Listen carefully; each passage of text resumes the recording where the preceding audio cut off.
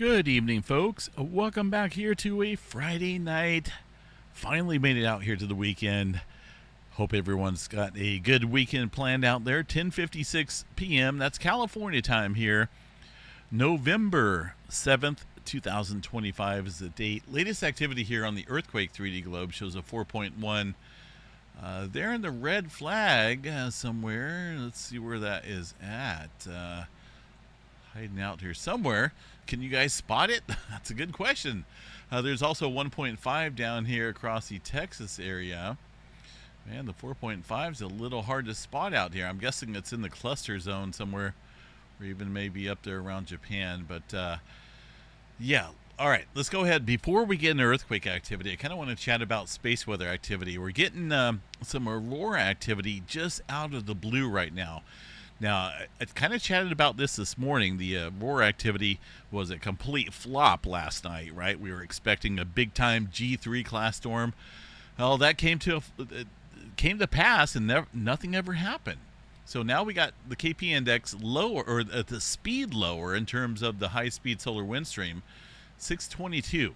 That's pretty low compared to what we've seen last night. But notice here, I'm going to show you guys in the runtime, we're starting to get a little bit of that openness here. Notice those red those runtimes there of the BT-BZ component of the interplanetary magnetic field, allowing whatever is stirring up out there to come in and amplify the auroras right now. We got auroras kicking up out there. Looks like it is kicking up around the G1 class storm, earlier G2 class storm. So this is a very dependent situation here when we get some space weather activity. We could have a massive X flare that produces a huge, absolutely huge CME with major dense plasma Earth directed.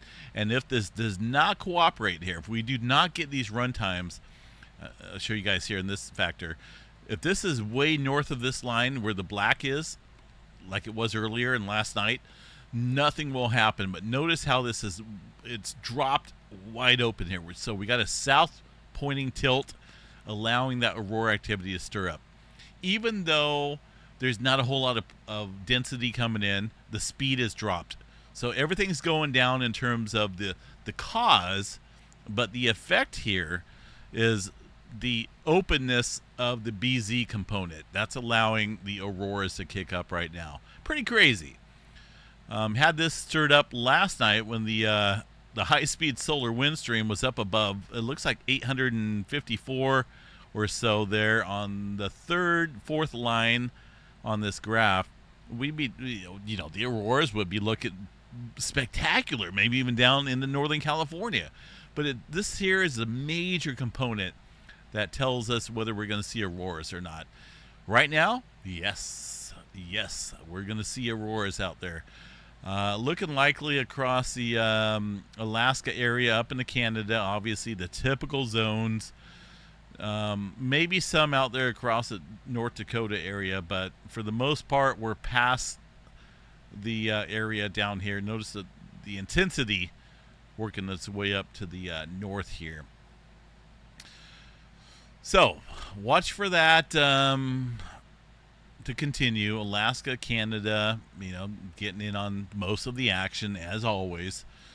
Flaring activity, let's see what we got here. Got a number of sea flare activity events stirring up. This is just sizzling like a plate of fajitas, right, at a Mexican restaurant.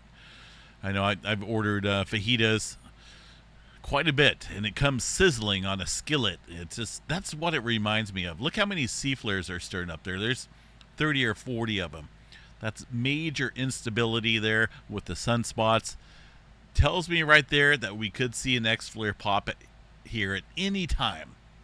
Okay, let's go check out the Stanford University here. The latest magnetogram image of these sunspots that are stirring up all this flaring activity. There's a massive region up here. See that area? Let's let it load up here.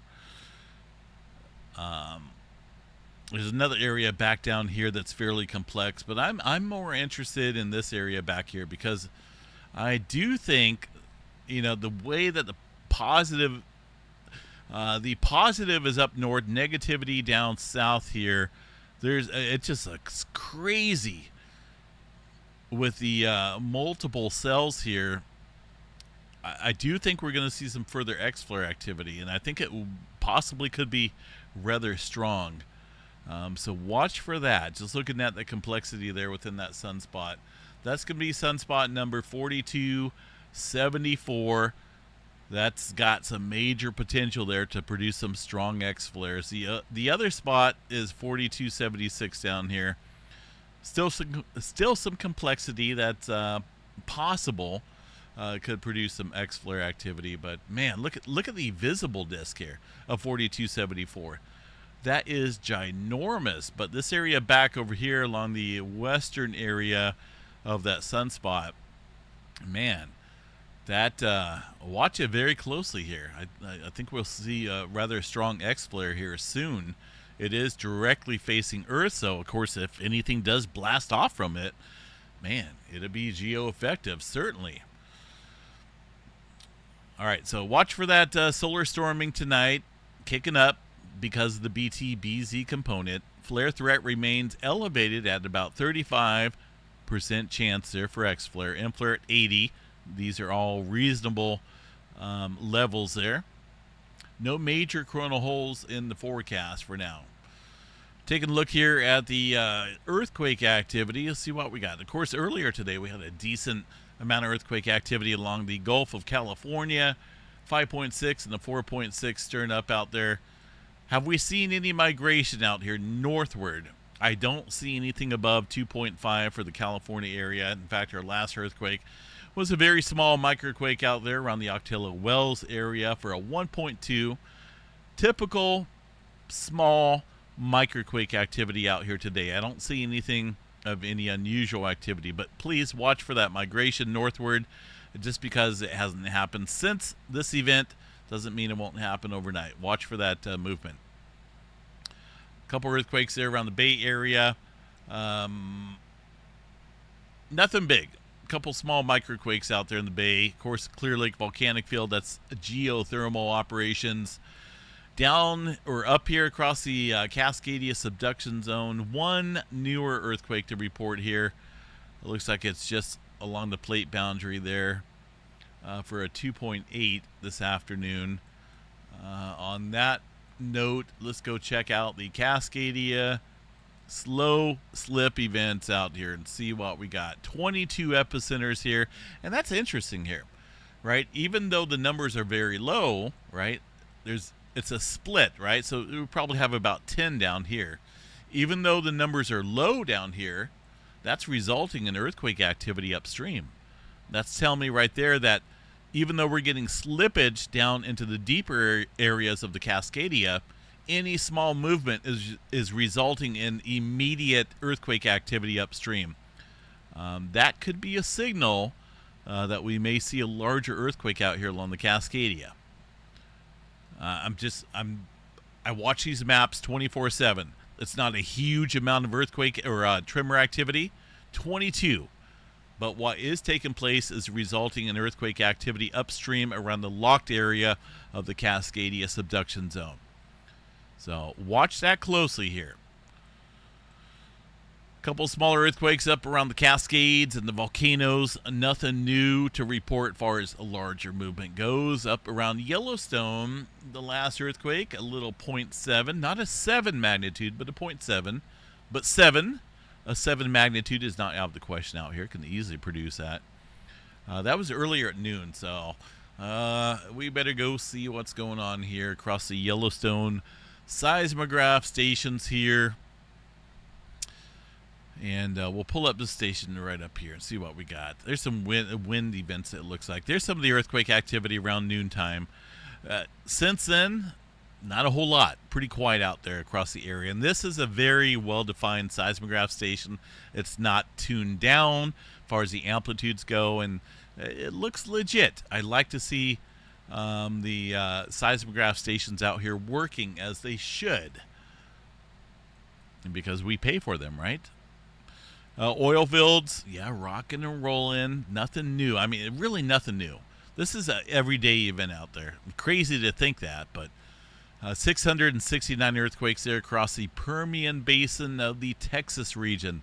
I've been out here numerous times across the beautiful state of Texas. I love it.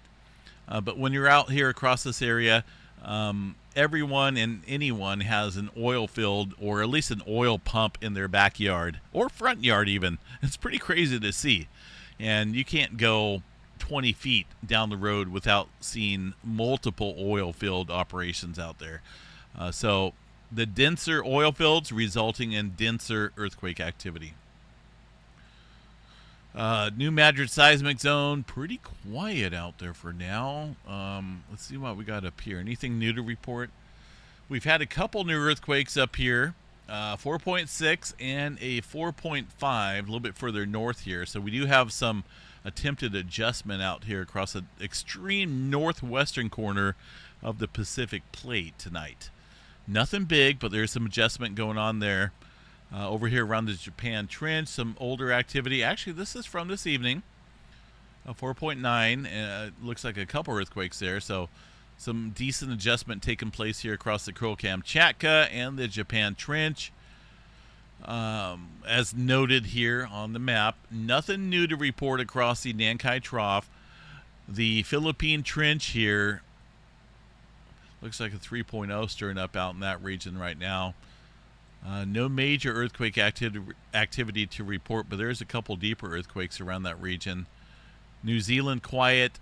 Oh my gosh, look at that super deep earthquake down here across the Tonga Trench. Goodness. The latest quake shows a 5.6, 307 miles deep. We've getting a swarm of activity out here in the deeper department. I can almost guarantee you that will result in some escalated large earthquake activity out here across the western Pacific. And of course the plate boundary here, right?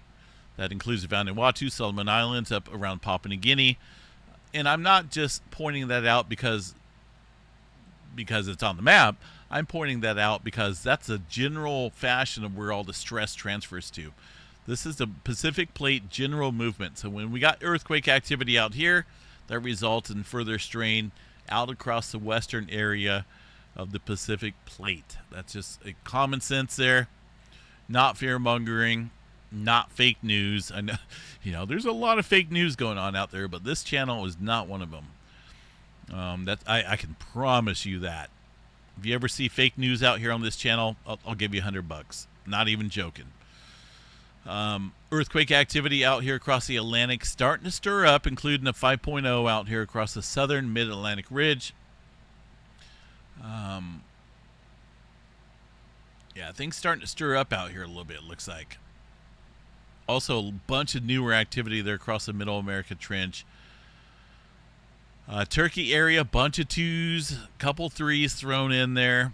We'll kind of watch things out here and see how it plays out tonight. Far as the Hawaii activity goes, I don't see any earthquake activity stirring up, but we will double check the Kilauea volcano there across the Big Island. I would love to take me a trip out there pretty soon. Not even joking. May have to do that. I would love to see this in person here. I've actually gotten a couple invitations there to go out and stay at people's property out there. That's pretty nice of folks there to offer that, and may have to take that into account here. Latest message here is from a couple days ago, so the eruption has not started. The deformation data here is a good indicator of what's going on below the surface. There was a little bit of deflationary activity going on a couple days ago, but we had a couple spillovers there on the craters there across the summit area of Kilauea volcano that resulted in that deformation data going down. But now we're going back up above that level, and we're pretty much at the level seen in episode 35. So the eruption here could happen at any given time. But notice the length here is much longer than the last couple eruptions. So this could be a little bit more spectacular in terms of photogenic activity. Get your cameras ready. Numerical models out here. Let's go ahead and check out the GFS model. Cold air, limited precipitation coming in there across the Great Lakes, down all the way to the Gulf Coast states. Yeah, break out your long johns. Nothing wrong with that. It's November, right? You shouldn't be wearing shorts in November. California, looks like another decent storm coming up here for the West Coast late next week. Southern California will be included. There's a little bit of uncertainty on how much precipitation will stir up in Southern California, but the weather models here have been bouncing back and forth. The GFS lighting up on the precipitation there across Southern California late next week, but we'll check here and see what we got. It doesn't go too far here, so that's Wednesday into Thursday. I think it may tap into some of this moisture coming up from the south as well. I do think Southern California will get some. It's looking promising. You know, the GFS model definitely bounces back and forth here between drier and more elevated activity, but the latest information here from the Climate Prediction Center shows in major above precipitation out here across the West Coast, and that includes Southern California. That is something you normally don't see out here, but I'm not going to complain. I really hope those people that don't like this weather don't complain, because we need rain. You know, rain is what creates life here on this planet. Even in the desert Southwest, to get rain. Texas area, you know, in Oklahoma, you guys had massive amounts of flooding and rain out there across the summer and springtime. You know, I think this is okay that you have a little bit of this drier weather, because the amount of rain that you guys received out there in the springtime would swamp the area out there across the West Coast. But that's the 6 to 10 day forecast. The 8 to 14 day forecast here shows roughly about the same here. Decent precipitation there across Southern California and even the desert Southwest. So, I mean, not too often do you see this type of scenario in the wintertime out here. So I do like that. Looks good. The 3-month precipitation forecast, this was put out back in October 16th, so this could change. But it's favorable there for a La Nina pattern, wetter conditions there in Northern California northward. But right now, Southern California, hey, you're going to get some decent rainfall coming up here, it looks like.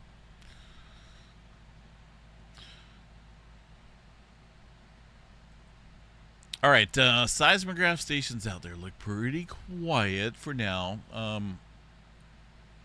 It is the 7th of November. Coming up here on the 20th of the month, we're giving away some prizes here to our members. We have 162 members here on the channel.